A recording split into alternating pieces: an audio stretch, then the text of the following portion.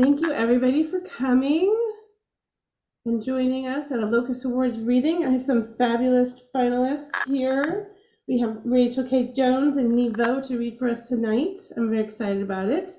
There is a Q&A field and a chat field, which I don't have either of those open, so I can't even see. Chat in the chat field, Q&A in the Q&A field. There's closed captioning if that's useful to you.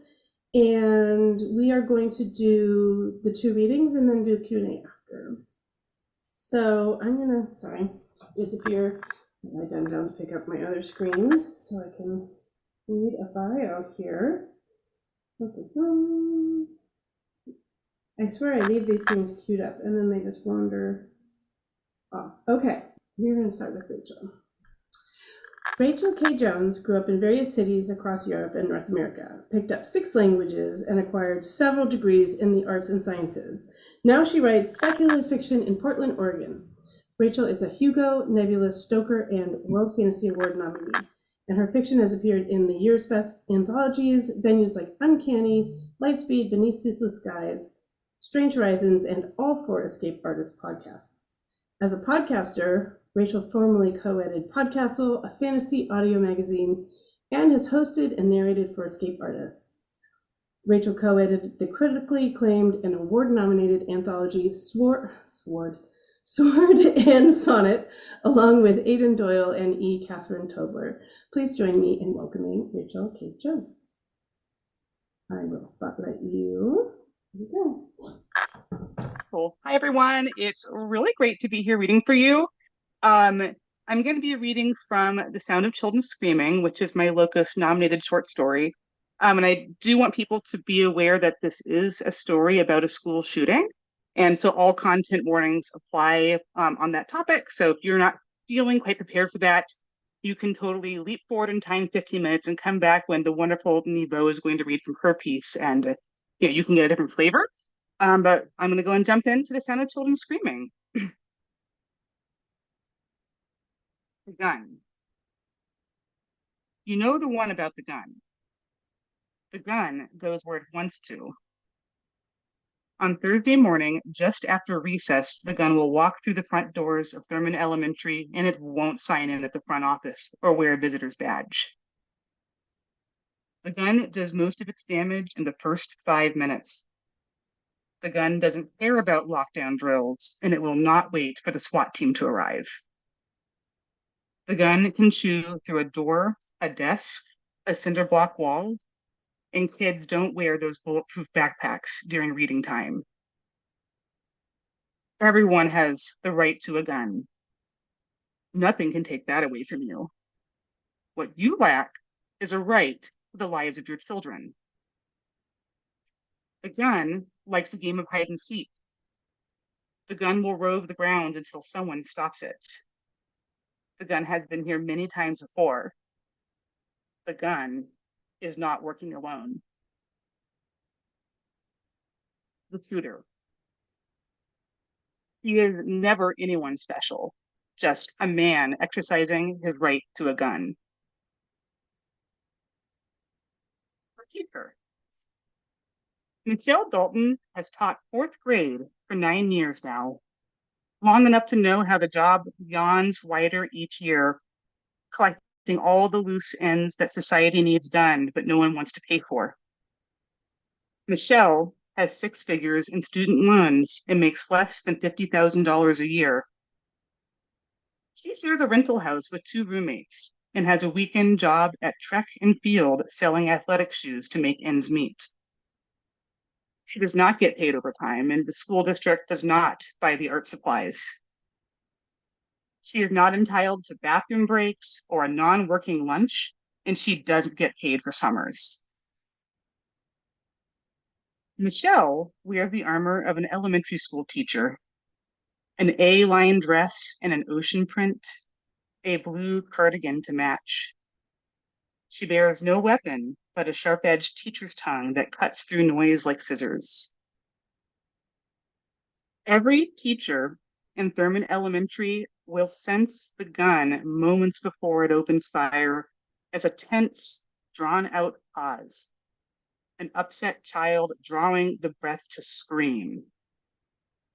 They will not visibly panic, not with 21 pairs of eyes locked upon them for guidance. Michelle's body will act before her mind comprehends the threat. It is Michelle's job to keep her students safe, just as it is her job to take the blame for whatever harm the gun inflicts in the process. The portal.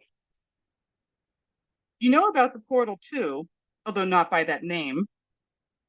The portal seeks the places where children hide. It stalked the air raid shelters in London during the Blitz. It lurked in underground cellars during the Cold War, crouched between the canned corn and rancid Crisco. It has fed itself in Italian orphanages, in Australian residential schools, and it has only gotten hungrier. The portal has been exhibiting itself at gun shows recently, a gleaming, bulletproof vault in which to store the kids when the shooter comes. The portal has been installed in every classroom, funded by bake sales and cereal tops, bought at the expense of pencils and math books and a music teacher. The portal is not wheelchair accessible. The portal is a failure of policy. The portal was dressed up like a castle for Halloween. The portal is not a reading nook. There is nothing more necessary than the portal. The portal will keep the right children safe. Whatever the gun doesn't claim will get packed into the portal like coats at the lost and found. The school has a ritual for it, a special alarm. The children, sensing something wrong in the pop, pop, pop coming from the gym, will obey uncomplainingly when Michelle shoos them in. Michelle will enter last, pulling the door shut behind them. The portal is dark and human inside. There are no windows or lights to attract attention. It is the gap beneath the bed where the monsters hunt. The portal's breath presses in around them, hot and stinking as it swallows them down, down, down. Time doesn't stop inside the portal. It telescopes. The children strain their ears, listening for the classroom door. The popping sounds are approaching now. Pop, and it passes the fourth grade art wall. Pop, pop, pop at the water fountain. Pop beside the mural of Rosa Parks. Pop, pop, and it has reached Miss Dalton's door. The siren continues its wail. Someone is sobbing in the dark. Someone has to pee. Someone refused to hug his mom goodbye at drop-off today and might never get the chance again. When the portal door opens, the gun will be waiting, but the children will not be in their classroom anymore. The mouse. Not like the mice that infest Thurman Elementary over the winter break. Not the wild ones that chew through the corners of the fun-sized cracker bags, leaving cellophane confetti in the snack bin. Not like the class mouse, tame in her cage with soft white fur and blood-red eyes, who holds out her little paws to accept a sandwich crust. This mouse has a gun, a copper blunderbuss with the end billed out like something out of Looney Tunes. His name is Sir Miles, and he has been hunting. He grooms the blood from between his claws like sticky jam as he ponders the newcomers, a teacher and her 8 students lined up like chessboard pawns. It is his move. He is quite large for a mouse, nearly knee-high. He makes a sweeping bow with his tricorn hat as he introduces himself. His accent is a lilting brogue. He has perfect manners and rides a Shetland pony. His charm, too, is a weapon, subtle and efficient, as he makes a plea that sounds a little too rehearsed. A flim-flam man working over his newest marks. He demands the things men with guns always demand. He asks for someone else to fight his wars. His people rely on a steady supply of children from the world beyond who are kind-hearted or brave or foolish enough to pick up the magic crown to make Sir Miles's enemies dead. He is very persuasive. His eyes shine with tears, and he clasps his little paws as he pleads his case. The children dazed in a strange new world, tear-streaked and shaken after the portal's darkness, are mesmerized. Mice are crepuscular creatures of shadow and hidden intentions. They creep from their dens at sunset and feed all night long. They are averse to bright lights. Mice eat their own feces, but lack the ability to vomit. Sir Miles is full of shit, but he means business. The negotiation. Michelle also means business. He isn't fooled by this Narnia shit. The soft black eyes or the twee little jacket. He doesn't trust a mouse with a gun. Anyone in possession of a gun has made a plan to use it. But Dylan needs to pee, and KDR and KDV are sharing a coat into the drizzle, and it's almost time for lunch, and they'll all need to eat. The kids are already eyeing the mouse like they'd like nothing more than to bury their faces in his warm, soft fur, and it's only getting worse as he unspools his sob story, his oil drop eyes large with crocodile tears. If Michelle doesn't take charge, she'll lose control entirely. I'm sorry for your troubles, but we're not getting involved in your war, she says sharply, cutting off the mouse mid sales pitch. The rain is steadily increasing its barrage, snapping against the shale like fireworks. Is there somewhere we can go to wait out the storm? The mouse, steel-eyed, mounts his Shetland pony, settling in front of the corpse of the furred thing he just killed. He gives Michelle an unambiguous look of hate, like he has just spotted a particularly odious vermin. All along, he says, and that predatory look submerges beneath his charm. Castle Roland is just beyond the rise. Sir Miles keeps up a steady patter, dangling his problems like a pair of keys before a grabby toddler. Michelle knows his type. Men who force you into a shared predicament to short circuit what your uneasy gut is screaming. What did he kill before they arrived? And why did he use his hands when he had a gun? Michelle doesn't take her eyes off that gun as they follow the path behind the mouse. Everything in this world pierces. The dreary pines stab up at the gray sky, and the rain tattoos through her knit cardigan. She makes the children pair up and hold hands like they're making a bathroom trip. Blood runs down the pony's hind leg, leaving sticky, dark footprints. Michelle does not look back at the portal. She keeps her eyes on the gun. I'm going to stop there.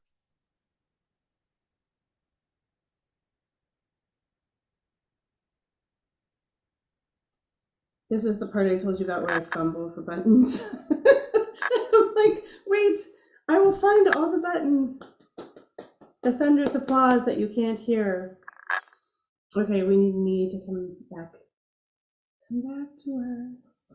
I'll grab my notes here. Hi. Hey, good evening. That was great. By the way, we will ask questions about that. That was fantastic. Right? Okay. Da-da-da. Okay. Nghi Vo was born in central Illinois, and she retains a healthy respect for corn mazes, scarecrows, and 50-year floods.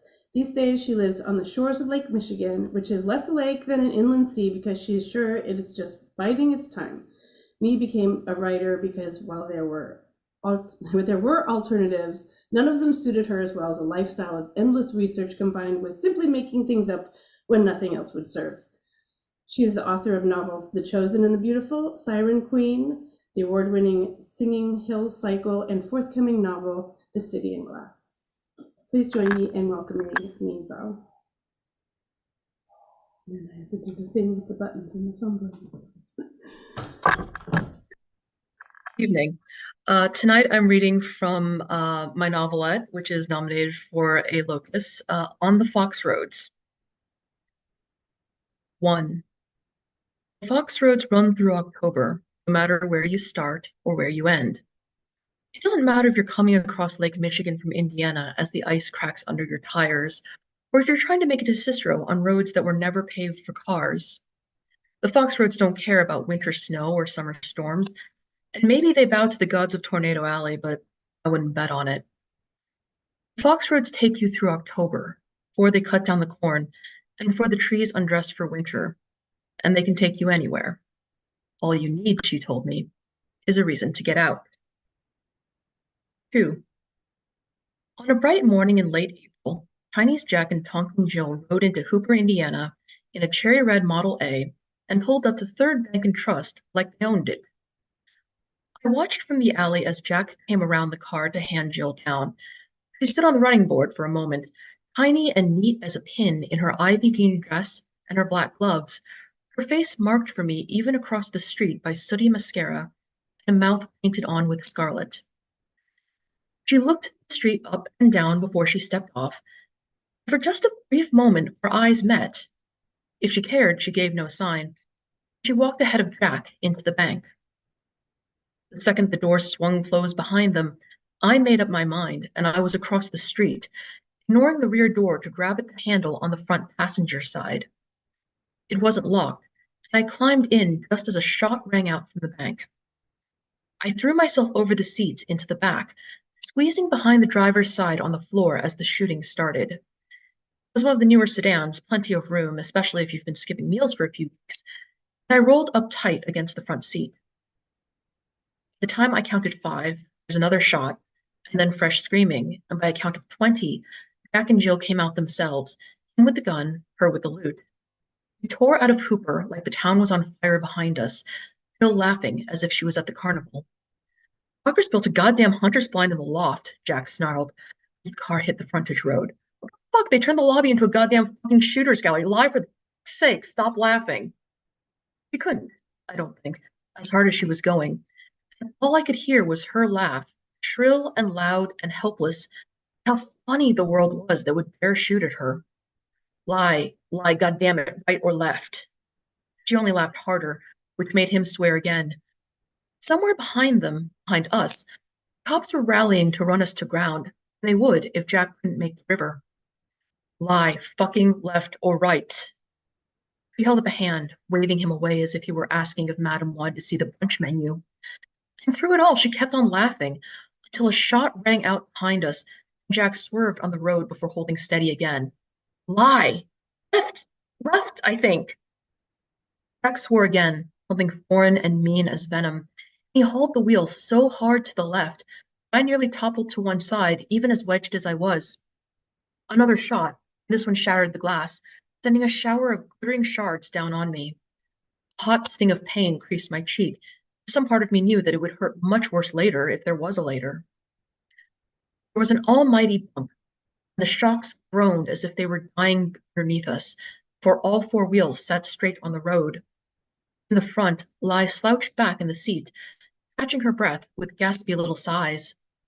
Calm down, we're fine now. Fuck we are, he said without heat. Tell me where to turn off. Not for a while, just drive. Yeah, count the cash. That was as good as it was going to get for me, I decided, drawing the Colt out of my jacket pocket. I came up in the back seat like a jack out of the box, lit up like my head was on fire. I shoved the barrel of the Colt against the back of Jack's neck, high up where the cradle of his skull met his spine. What the fuck? 27 Jack's Allison Road, I spat. Fuck! Speed, I said through gritted teeth. Speed for 27 Allison Road. Where the fuck is it? I don't know what the fuck you're talking about. You better put that gun the fuck down before I break your fucking face. And shut up. I just want... I didn't get to talk about what I wanted, because suddenly there was something sharp slipped under my chin. There so fast, I felt the trickle of blood before I realized I had been cut. If you put a hole in his head, Emily, all the jokes will run out, and I will never laugh again. I don't care. Oh, I think you do. I think you're very afraid right now. That's all right. So put that ridiculous thing down, and we can talk about Allison Road, right?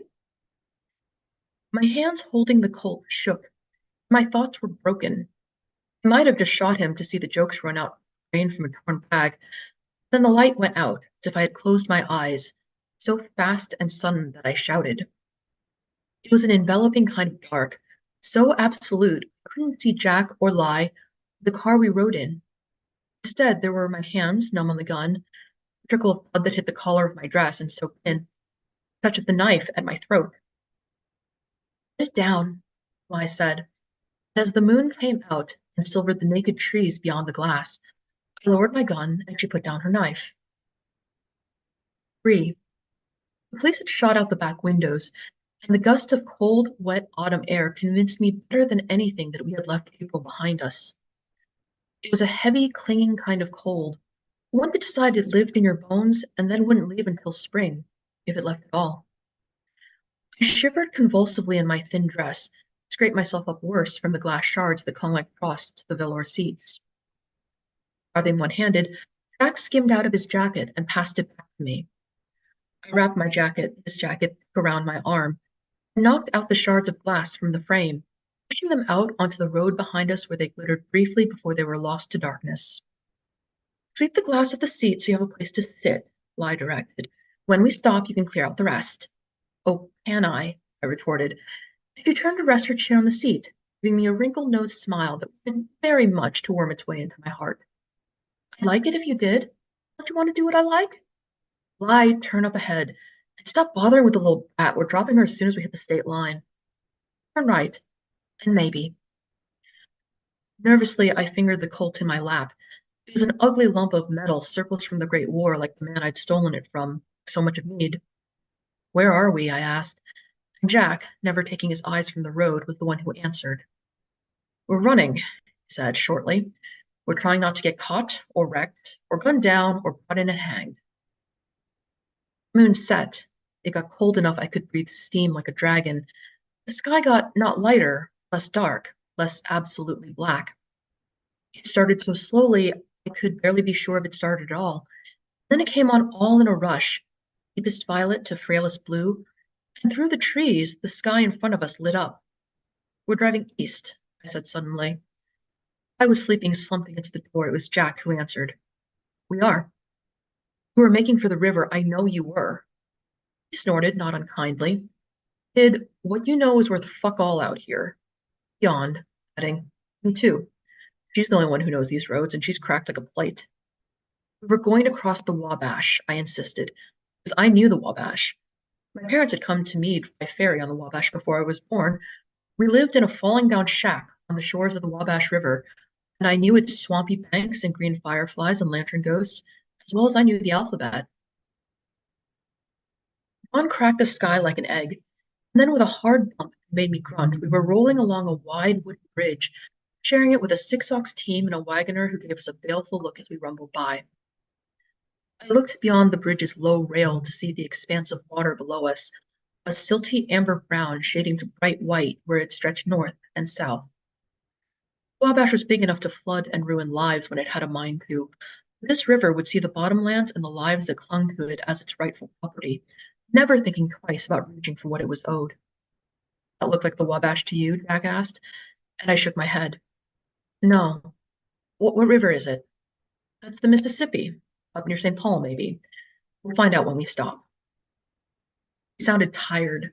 With Lie sleeping like the dead and uninterested in telling us more about where we had come to, I touched the Colt again, staring at the back of Jack's head.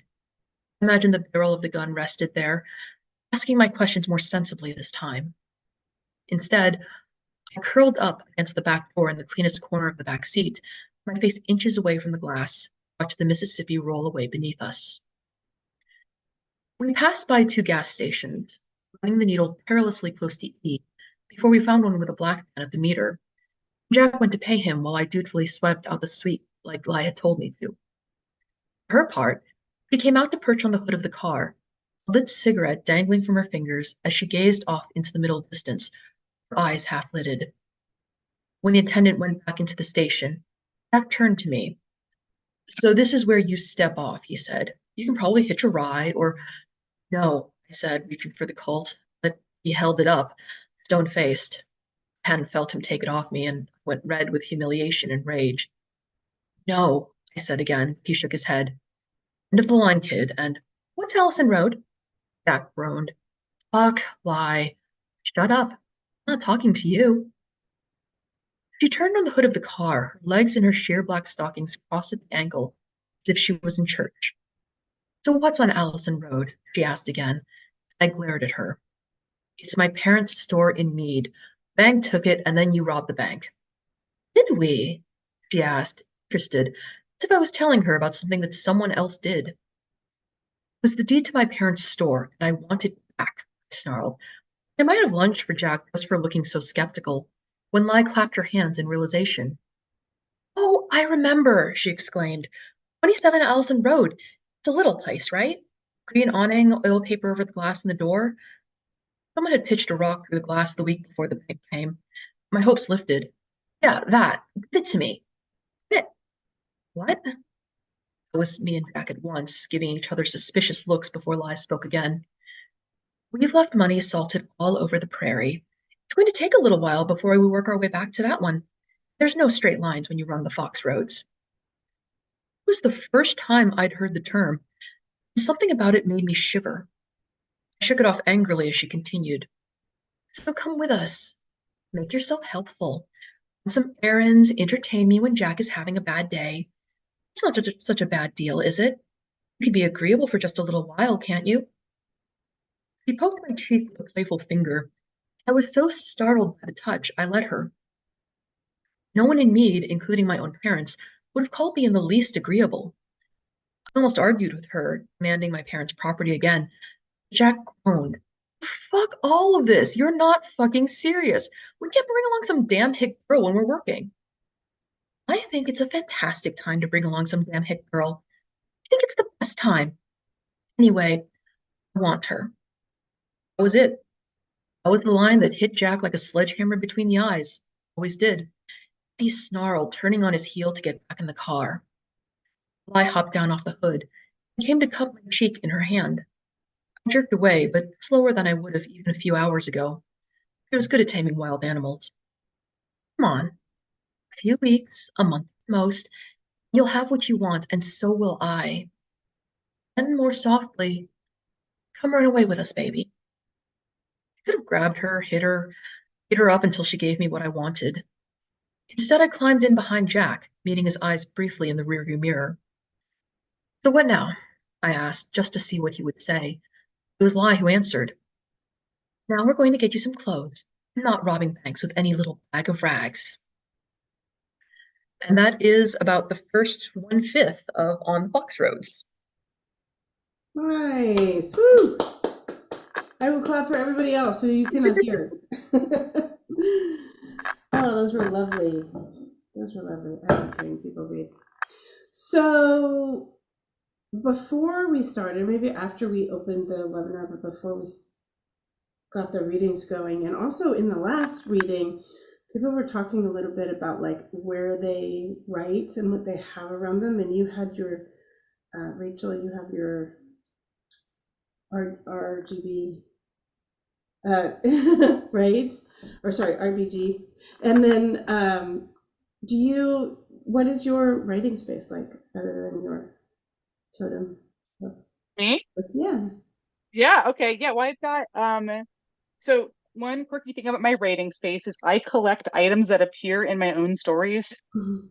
So if I write something weird to a story, then I'll go and like sometimes keep it on my desk. So like one of the weirdest ones is that I wrote a story once about a woman who collects oceans in jars. And so I actually have here, this is the Pacific Ocean in a jar.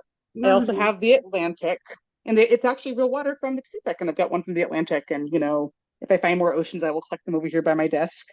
Um, and That's yeah, really so there's a cool. lot of clutter all over my desk, but they're all kind of meaningful to me. And I kind of like, it's dorky, but here we are.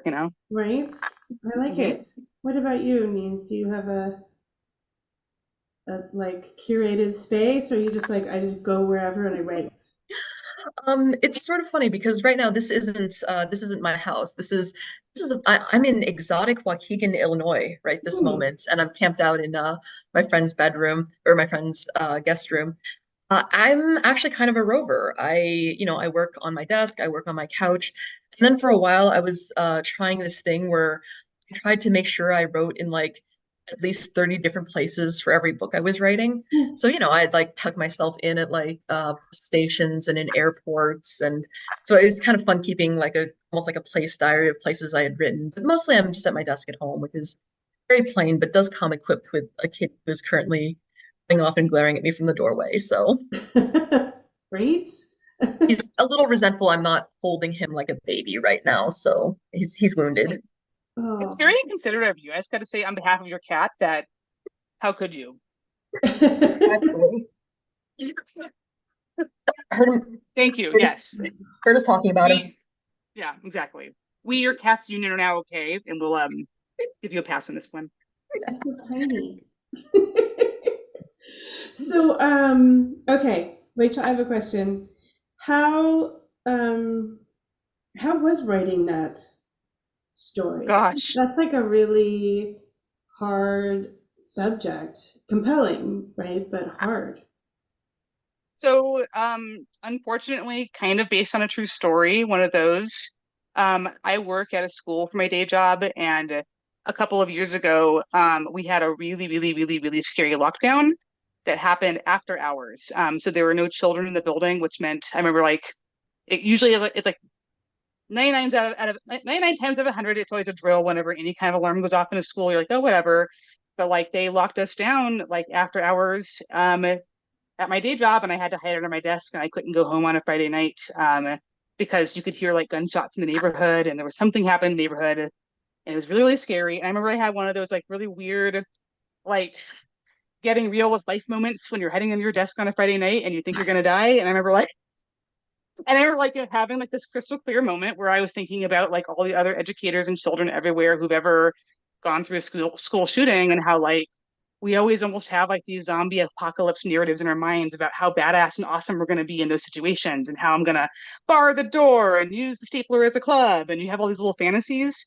And I had this crystal clear realization that I was not special, and they were not stupid, and that it wasn't that they could have done anything that I would do differently.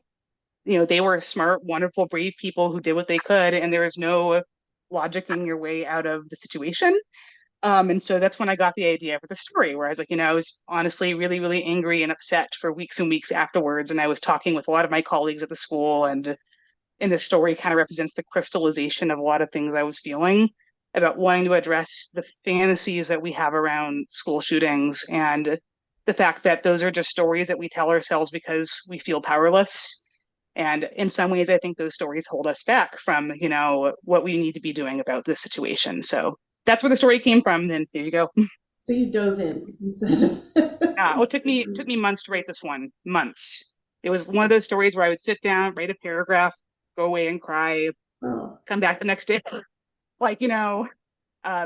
Yeah, it was a really hard story to write, and it took a long time. I owe a lot to Whitney Wagner at Nightmare Magazine. She worked a lot with me to develop the story into what it is, and great editor.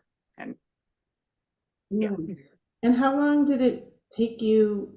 You said it took months and months. There's a question Yeah. from the audience, from idea to draft to finished version to publication.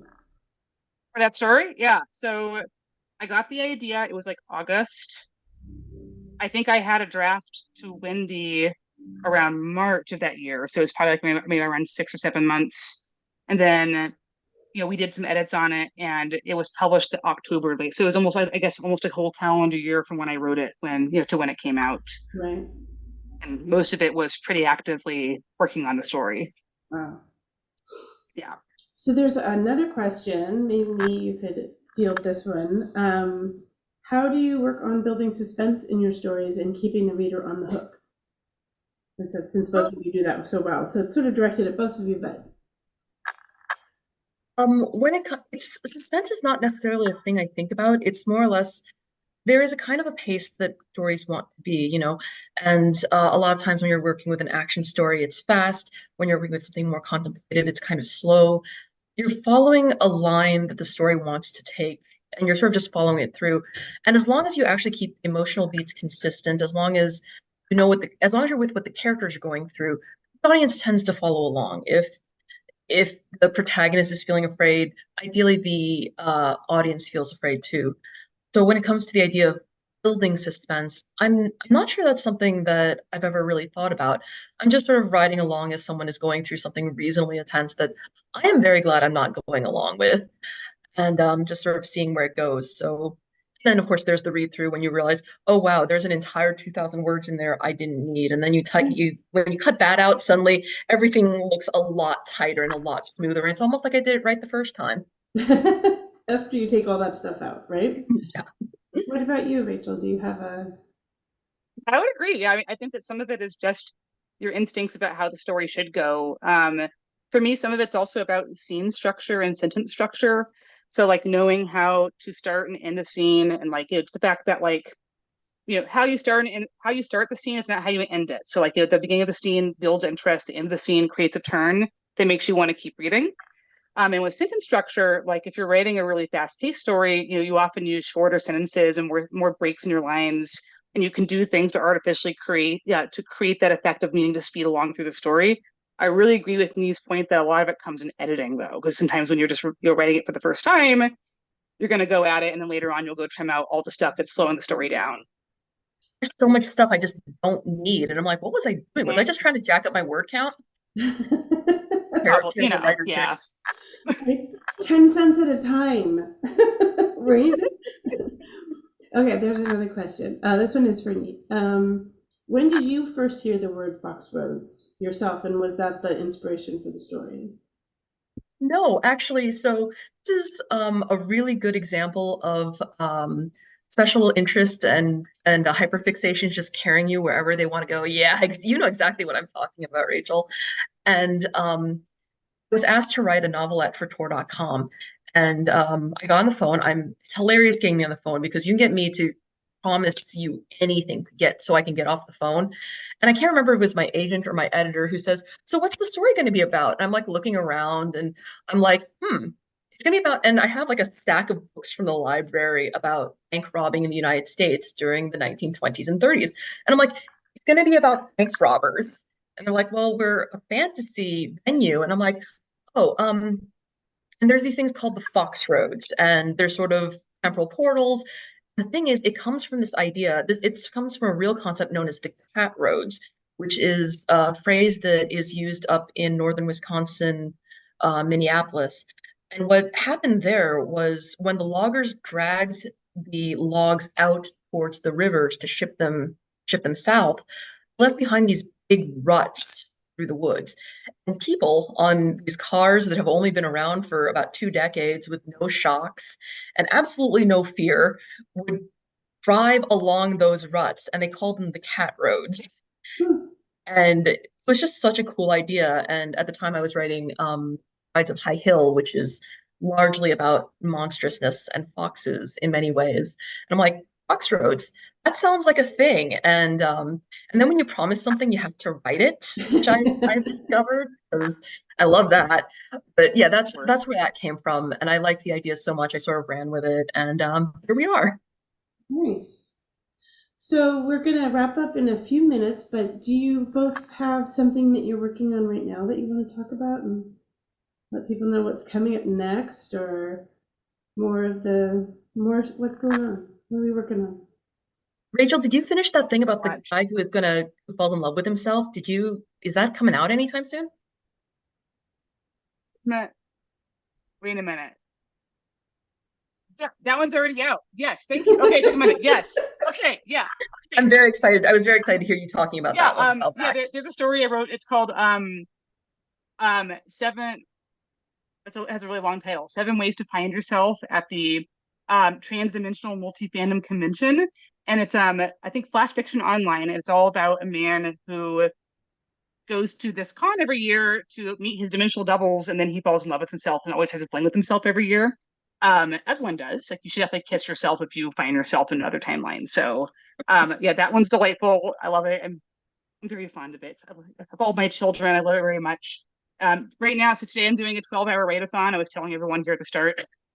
It's actually going to be, I think, 17 hours by the time I'm done. And so today I've been working on a story that's about lawn care and fascism. So that one will be done and cooked pretty soon, which I'm pretty excited about. How about you, Nghi? What are you working on? I'm working on The End of the Fucking World is what I'm working on. It's it's the next novella, and it's at some point you realize, I think I'm like 42 this year, and when you realize that the world has been ending every year you've been alive, you're like, we need to learn to live in this apocalypse. So how are we going to do that? So I'm having some good times with that. Woo. Nice, nice. Okay, we have one more question. Let's see. This one is, it seems to me that Michelle in Miss Jones' story and Jack in Miss Vaux's story both would be common, average American names. And I'm wondering if they were chosen deliberately because they wanted readers to be able to see the characters as people they would easily know in real life. Name choosing is a funny thing. Like, wow. One really quickly. Yeah. I have known a couple of amazing Michelles in my education career. So Michelle was named for both of those Michelles. Right. And I feel like that every school has some Michelle, and she's usually like middle-aged and round and amazing and knows more about education than all of us have forgotten. And everyone needs to find their Michelle in life. And she's in my story because she's incredible. Yeah, over here it's like you think Jack is his real name? No, it's not. No, that's the fun part. Yeah. I've picked up this weird theme of how seldom you ever know what some of my characters' real names or given names are. So for the purpose of the story, he's Jack, and he's having a rough time, and he would really rather be doing something more fun than what he's doing right now. But now he's stuck, and his name is Jack, and now that's him forever. So his life kind of sucks. I hope I get to get more into him someday. He's having a bad day forever. And naming is a funny thing. How people choose names in stories. I don't think we think about the reader so much as the character we want to see, right? I don't know. Okay, well, anything else that you want to say to people before we wrap up? Because we're really close to our time here. No? Okay. Have a good time, drink some water, and please take care of yourself. Right? Dinosaurs are awesome. There you go. Thank you so much for everybody while we're here. Yeah. Thank you so much for reading. We do have one more reading tonight. I hope people will stay for Thomas Ha and Naomi Kritzer are up next. And we will have this, this is being recorded, so we will put it up on the attendee page. And hopefully we will see you, at least virtually, in the panels and the ceremony and stuff on Saturday. Thank you so much for reading. It was really lovely to have you. And we'll see you again soon. Have a great night. Thank you, Locus.